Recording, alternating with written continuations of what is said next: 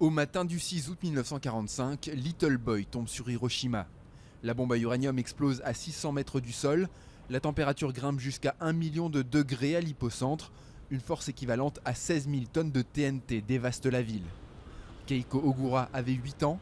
Elle était à 2 km de la bombe quand elle a explosé.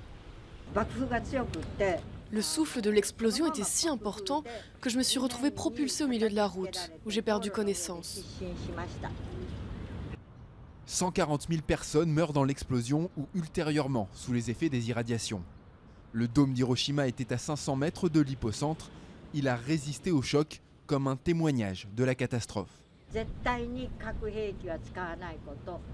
La bombe atomique ne devrait plus jamais être utilisée. Elle ne devrait même plus exister.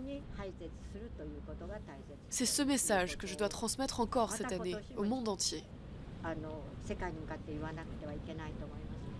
En rouvrant rapidement ses lignes, le tramway d'Hiroshima s'est vite imposé comme le symbole de la reconstruction.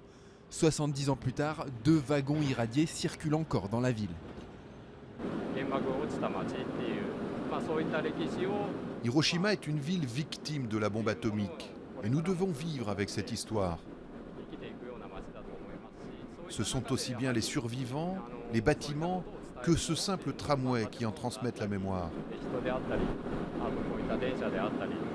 Les bombes atomiques larguées à Hiroshima le 6 et à Nagasaki le 9 août 1945 ont mis un terme à la Seconde Guerre mondiale, au prix de plus de 210 000 morts.